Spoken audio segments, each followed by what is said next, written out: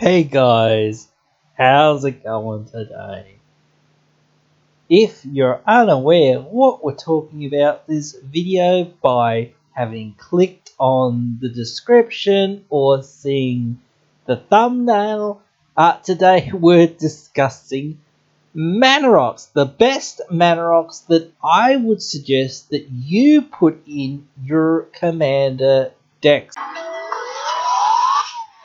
So the best mana rocks that I would suggest that you put in your commander decks if you're not in green, because again, if you're in green, why do you need mana rocks? You don't need mana rocks when you're in green, except for like one or two really weird circumstances, but for the most part you just don't need mana rocks when you're in green. So I would suggest don't really need that many mana rocks or mana accelerating style effects. Now, I'm not just talking about mana rocks strictly here, but for the most part, I am talking about mostly mana rocks here, which makes it a little bit easier to digest what I'm actually talking about. But first, let's get into the actual list of some of the cards that I would suggest. Most of these mana rocks are decent mana rocks. They have some other benefit to some extent or some degree. Let's take a look at the first one with Prismatic Lens. Prismatic Lens, just a 2 mana artifact. Taps for a colorless. You can pay 1 and tap it and add 1 mana of any mana of color. So that's just fine. It's not mind-blowing or anything like this. It's just a 2 mana rock. It comes in untapped. You can tap it for a mana. Sometimes, once in a blue moon, you might use that ability to pay 1 and tap it to filter a mana into any color, like if you're really stuck on one color. But you're honestly not going to do that much. You're going to use it for ramp for the most part. Next, Fractured Power Stone. Same thing. Comes in for 2 mana. Taps for a colorless mana. You can also tap it to roll the planar die. But you can only do that as a sorcery. Look, sometimes people want to play the whole plane chase game. Sometimes it's a nice little variant to the game. I don't particularly love it. I don't particularly hate it. A lot of the time it's very random and people sometimes like that. It's nice fun sometimes to add that element to the game. It's just fine. Again, if the whole planar sort of effect isn't in play, you're not going to use that other effect. But it's nice sometimes when that is in effect, and just the rest of the time, again, it's another cheap, efficient mana rock that you would just run anyway. Next up is overflow or ever-flowing chalice. It's a 0 mana rock, but it has multi-kicker for 2. When it enters the battlefield, it enters with a charge counter for each time it was kicked, and you tap to add colors for each charge counter on ever-flowing chalice. So most of the time, this is going to be a 2 mana rock. Sometimes here and there you'll go, okay, well, I happen to have a bunch of mana sitting around, not really doing much with it, and you can multi-kick this for a lot more. You can kick it for 4, or you can kick it for 6, essentially, and then it'll tap for half of what you kicked into it, which is just fine. Look, there are some synergies and places that this can find really great homes, because if you're in some sort of proliferate deck that doesn't involve green, you might want it, because then you can get the counters up and up and up and keep getting it to produce more and more mana, which can be really, really good. So it can have some place, but it's just a decent mana rock. Now, sometimes, again, there's other decks that it can really go well in, like Urza and other decks like that, where it's just a 0 mana mana rock that taps for a mana, which is really absurdly good. But there are fewer of those decks, but it is still a fairly decent mana rock. Next one up, Thought Vessel. Thought Vessel just says you have no maximum hand size, another 2 mana rock that taps for colors. The main thing here, 2 mana rock, cheap and efficient, taps for a mana. Like, the extra fact that it says you have no maximum hand size is just fine. You're not going to go and write home, quote unquote, about it, but it's just fine. It's just another upside on this mana rock, which is quite nice. Next one up is Mind Stone. 2 mana rock, comes in, can tap for a colorless mana. You can pay 1, tap it, sacrifice it, and draw a card. This is just another fine 2 mana rock. It produces a colorless, and you can later on in the game, if you don't need it, you can sack it. So it's alright early, and it's decent later. So I really think that this is an underrated card and not enough people play it. A lot of people play Command Sphere over this. And I just think Mind Stone is better for the most part. It's better early on. It ramps you on turn 2 instead of turn 3. And then when it comes in later, you just sack it for the same basic effect as Command Sphere, just to draw a card. So it's just fine and really does work well in certain decks that can recur it and do other things with it, because then you can sack it to draw multiple times and things like that. So it can be really good in that regard. Next one up is Felwar Stone. It's a 2 mana rock, and it can tap for a mana of color that a land of an opponent controls. So it's not always going to tap for the color that you have, but for the most part, it's going to tap for colored mana. Yeah, it is one of your opponent's colors, so hopefully one of your opponents has the color that you hopefully need, but still, it's cheap as far as cost is concerned, like casting cost. And it does what you want. It ramps you ahead. Even if it doesn't ramp you by the color that you absolutely need, it's still really good. Arcane Signet is the next one, and I think this one is the best of the bunch that I'm talking about right now. It's just another 2 mana rock, but it taps for any color in your commander's color identity. I see so many people playing this, even in green decks again, and I just don't get why that is. But again, maybe it's because it's fairly cheap as far as dollars are concerned. It's been reprinted a fair bit. You can easily find them. It comes in a lot of the pre-cons, and a lot of people are lazy enough not to change it and whatnot. So it's just fine. Again, if you're not in green, I think you would probably want to run this. Just tapping for any color is really good. Even Wizards has said that this is a design perhaps that they went too far with. So it's just really good. It goes along with a lot of other really good mana rocks. The signets. And I'm talking about, Boros Signet, Rakdos Signet, Izzet Signet, Dimir Signet, Orzhov Signet, Azorius Signet. All of those ones, essentially, are basically all the ones that don't tap to green, essentially. These are all really good mana-producing artifacts. They're all 2 mana. They all have the ability to tap to produce 2 mana. Oh, well, you have to filter 1 mana into 2 mana, essentially.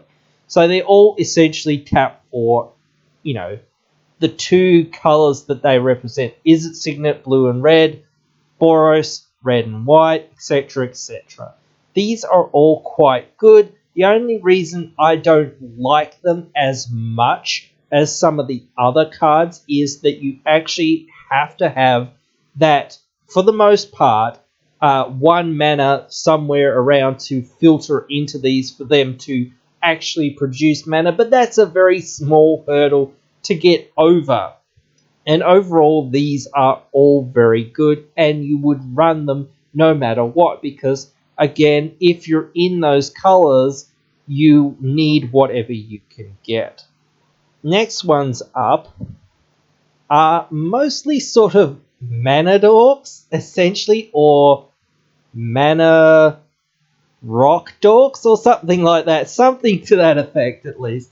These are all artifact creatures that tap for mana, like Silvermere, Goldmere, Lodesamere, Ironmere, Hedron Caller, Mannequin, and Milliken. I'm putting all of these and a couple maybe other ones in the same pile, but we'll get to those in just a second.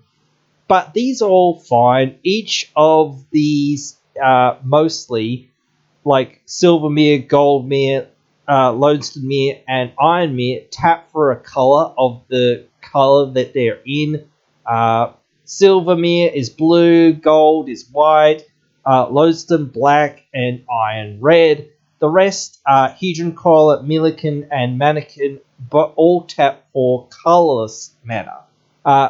Milliken, I'm about to say Mannequin, but Milliken, you have to mill a card to add a mana.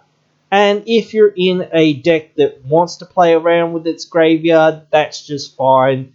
The rest of these, if you're in that color, and if you care about the body somehow, then maybe these are worth it. Otherwise, I don't think they're that good. They're okay, but you do have to wait for them to do the tapping for mana shenanigans that you want them to do for the most part, unless you've got something else to tap them, like, again, Urza, or what have you, or if you have haste, then, yeah, sure, these are get another buff, but they're just fine again. You can run them in your deck if you are looking for this style of effect. Next ones up are some more mana dorks and some other mana rocks and equipment and other things that I think are quite good. Ornithopter of Paradise, another fairly decent one that's come out recently in Modern Horizons. Just a 2 mana artifact Thopter with flying, 0/2, and you tap it to add a mana of any color. It's just fine. Again, it's slow because, again, you probably can't tap it for the most part right away, but at least it is, fairly efficiently costed as far as mana-wise. It is also fairly cheap as far as dollars are concerned, so it's just decent if you want this somehow. Again, you've got to care about the body somehow, or artifacts perhaps for some of these to be as relevant. The same with the mirrors, as I was saying before, and some of the crawlers and whatnot that I was just saying before. If you somehow care about the body or care about artifacts, really, like a Breya deck or something like that, or reanimation and things like that, then I would consider some of these, because you can get more out of the fact that it's a body. You can start equipping them or start making them bigger and doing other things, getting in there for combat, doing different things like that. So they're just fine. Next, Liquid Metal Torque are basically another 2 mana rock, taps for colors, but you can also make another non-land permanent into an artifact in addition to its other types.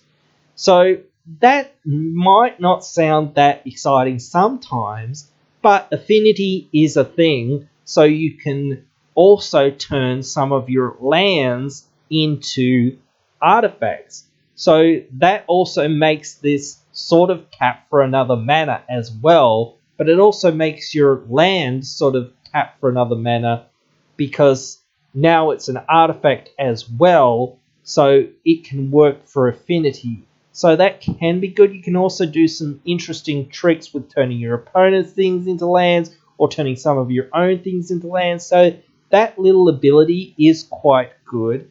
Yeah, and can be well worth it. Next is Paradise Mantle, and I think that this is really underrated.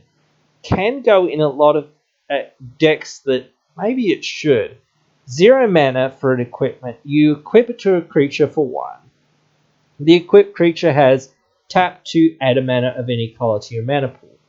Like, there's a couple of commanders, and this is one commander or two commanders actually now that I'm thinking about that are both in green, but they would like this style of artifact because they want to be tapped. Like Imara, Soul of the Accord, wants to tap to make 1/1 human soldiers, and Calamax wants to be tapped so you can double up your casting of your instance.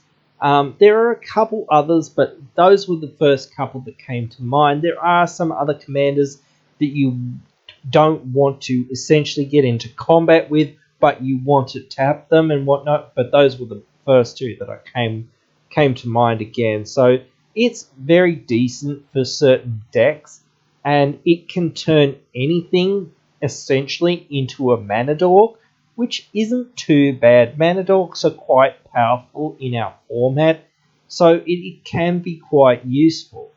Next, I'm going to have a look at some equipment, more equipment as well. Sword of the Animist, or Sword of the Anime, is an amazing equipment, but it is a little bit expensive. It's a 2 mana equipment, equips for 2, gives your creature +1/+1, but when you attack, you search your library for a basic land, put it onto the battlefield tapped. So it's searching out lands for you to get straight into play every time you attack. It's giving your creature +1/+1. It's just fine. It's really quite good. And, there are some decks that really want it, but, there are certainly decks that can just really take good advantage of it as well. So I think it's quite a card that some people need to try to make the budget for because it's really quite good. Next, Explorer Scope. It sort of does a Sword of the Animist impression. It looks at the top card of your library, and if the top card of your library is a land, you can put it into the battlefield. It is just for 1 mana, and it equips for 1. So, and it is just a common card, so it's just okay. But just that chance sometimes, especially if you know the top card of your library and you know it's a land, you can sort of quote unquote cheat this and whatnot, especially if you've got effects that say you play with the top card of your library revealed and things like that. Once you know it's land, oh well, you can now get rid of that land on top. If you've got things like Bolus's Citadel, sometimes you get stuck having 2 lands on top, things like that. This can come in handy, so it certainly has its places and certainly can be useful. Next, I'm going to talk about these next 2 cards both together because they basically do the same thing. Golden Pick and Prying Blade. Basically, 1 mana or 2 mana equipment for both of them. Prying Blade's 1, Golden Pick's 2. Prying Blade equips for 2, but Golden Pick equips for 1. So essentially they're both 3 mana in total to get onto your dude. Both of them give your creature a +1 buff to attack, but Pick actually gives your creature +1 defense as well. That's the only real other difference here. But both, when you attack, you make a treasure token. And treasures, though they are temporary ramp, the fact that you can keep doing this and keep doing this every turn, in theory at least, as long as you've got creatures, is pretty darn good. Or at least when you get creatures, you can keep making them. So there's always the chance to keep making these treasures and keep getting mana out of them, which can be really useful as well, keep you in the game and whatnot. So I really think that they're quite good as well. There's obviously some other cards that you just can't beat, but these are really good as well. I want to talk about some interesting sort of cards now that aren't traditionally mana rocks or mana producing effects, essentially, but they do eventually produce mana in a weird way. That is some of the flip cards from Ixalan and Rivals of Ixalan. So there's a fair few of these cards, and I'm not going to go through all of them, but I'm just going to go through some of the ones that I think are really good. Treasure Map, Dousing Dagger, which is actually an equipment as well, Thematic Compass, Storm the Vault, Legion's Landing, Primal Amulet, Search for Escada, and Vance's Blasting Cannons. All of these are pretty good and aren't that hard to flip. Treasure Map, you just have to pay for 3 times to scry one. Scrying one can be fairly useful and can help you find more land drops, can help you find the things that you're looking for, and then it turns into a land. It also gives you 3 treasures, so that's pretty good. Dousing Dagger, 2 mana and 2 to equip. You give someone 2/2/2 plants, which it buffs your creature by +2/+1, and whenever it attacks and deals damage to a player, you flip it. And Thematic Compass is 2 mana and then pay 3, search your library for a basic land card, reveal it, put it in your hand, then shuffle. And then if you have 7 or more lands, you transform it, which is pretty darn easy. Storm the Vault is 2 generic and a blue and a red. Whenever one or more creatures you control deal combat damage to a player, you make a treasure.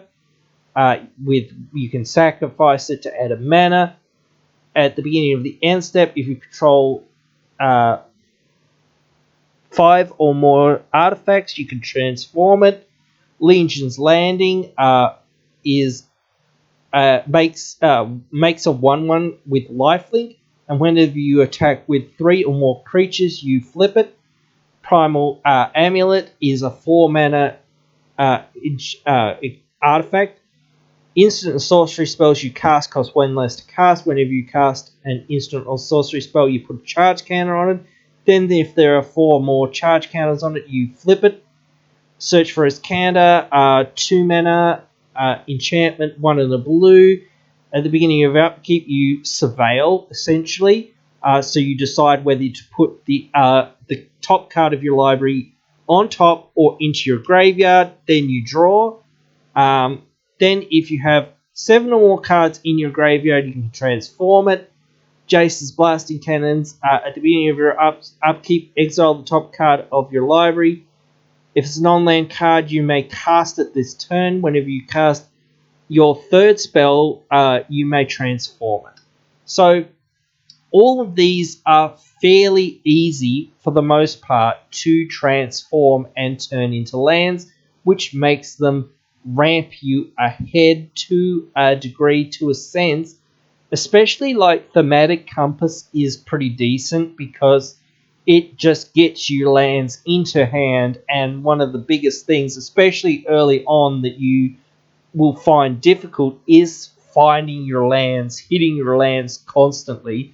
People will run things that will search out lands and draw them to their hand to make sure that they are actually going to hit their lands. Look, I'm about to say monologue tax, but not monologue tax. Land tax is one of the biggest run white cards for a reason. It draws you lands, and in the early game, lands are what you want to be able to make sure that you are drawing, so that you can make sure that you are hitting your lands every single turn. after it gets past that point, it's not really a card that you really need. But then this turns into another land. It's a Maze of Ith style effect, but for the most part, you don't care about that. You care that you kept getting lands off of this thing. Paying 3 mana every turn to draw an additional card, but that card is guaranteed to be a land, isn't that bad. It isn't amazing, but at least it keeps you going. It keeps you able to keep up, and then, it's just a thing that helps you produce more mana later or helps protect you. So that's pretty decent. All of these, again, I think are fairly easy, give you something to work with to begin with. Like, Storm the Vault, yeah, sure, not a lot of the time the whole you'll make treasures when you attack or whatever, or deal damage to your opponents will be super relevant, but once in a blue moon that might be relevant. You'll just get 30 or 40 treasures sometimes off of attacking your opponents, so that can be really good. And just having 5 random artifacts on your battlefield is fairly easy a lot of the time, especially in the decks that a lot of these cards go in, because you're going to be running other artifacts, mana rocks and whatnot anyway. So, you're probably just going to naturally sometimes have those other mana rocks, those other mana sources out there. So, these are pretty decent. But now we're going to move along. I feel like I should give a shout out to both Knight of the White Orchid and Loyal Warhound. Both of these cards, essentially the same card for the most part. 2 mana for both. Knight of the White Orchid is double white. Loyal Warhound is 1 and a white. Knight of the White Orchid is a 2/2 first strike. Loyal Warhound is a 3/1 vigilance. All that stuff doesn't really matter that much. Knight of the White Orchid, when it enters the battlefield, if an opponent controls more lands than you, you go search your library for planes, put it into the battlefield, and then shuffle. Loyal Warhound, basically the same thing. If opponent controls more lands than you, you search your library for basic planes, put it into the battlefield tapped, shuffle. Loyal Warhound only gets basic planes, but that's pretty irrelevant a lot of the time, because Loyal Warhound will go in more decks for the most part than Knight of the White Orchid, and Knight of the White Orchid sees quite a bit of play in a lot of Mardu and Jeskai style decks, because it helps you get, more of your duels and whatnot. Yeah, sure, Loyal Warhound won't be able to get more of your duels, but it will still ramp you ahead, and it's easier color-wise to try to have to cast in your deck. So I definitely think it's a good card and a decent reprint, effective reprint of Knight of the White Orchid. So yeah, I'll definitely run both of these as well if you're in white. And I'm going to talk about the talismans. Huzzah! So, again, same thing as what I sort of said before about the signets. I'm only talking about the non-green ones here, because the green ones just don't matter. So, Talisman of Creativity, Talisman of Conviction, Talisman of Dominance, Talisman of Hierarchy, Talisman of Indulgence, Talisman of Progress. These are the talismans that I think are really good. They all are 2 mana, they all tap for a colorless mana, and then they all tap for the 2 colors that they're aligned with and deal 1 damage to you or make you lose 1 life, whatever. Same essential effect. So again, the Talisman of Creativity is blue-red, Talisman of Conviction, red-white, so on and so forth. They're all part of a cycle. And it's great that they finally finished these and actually, got them out there again. It's not so, interesting that they have the green ones, because again they just don't see really much play, and when they do it's a bit weird to be like, well, why are you running these? So, but again, these are really, really good mana rocks because, again, they're cheap, they're efficient, they're powerful. They can tap for the colors that you need if you absolutely really need them, but otherwise they just tap for mana that you will need to get ahead in the game. So, and just taking one life here or there sometimes is just okay. Your life total, again, is a resource and you should use it as such. You know, it's not that big of a deal to lose 1 or 2 life here or there. So these are just fine cards. Finally, we have come to the end. Last card that I want to talk about is Soul Ring. I'm not going to talk about some of the other cards that are out there that are like Grim Monolith or whatnot, or what have you. Some of the other bigger and more expensive artifacts that are in the format. Too much, at least. I'm going to mention them here, but yeah, I'm not going to spend a lot of time talking about Mana Crypt, Mana Vault, these type of cards, because again, unless you're in a very high powered or you have a lot of money, these just aren't that relevant. And again, even though I sort of said before I don't love Soul Ring, it just is such a powerhouse card that, you know, not running it sort of is very difficult choice to make. And, you know, it is part of the top of the format for a reason, or it's played the most in the format for a reason, because it is so powerful. Again, you know, 1 mana to tap to get 2 mana. It's netting you way more mana than what you're investing in it. And again, it's just so good. One more card that I want to quickly talk about, and I sort of talked about this before, is Wayfarers Bauble. Again, this isn't a strict banner rock and it doesn't produce treasures or anything like this, what have you. Just as a little honorable mention, you know, here before we go, this is a great card and I think it's really underrated by some people. Just 1 mana to cast, 2 mana, you sacrifice it, go get a land, put it into the battlefield, tapped. So, you know, it's one of those things. You need mana.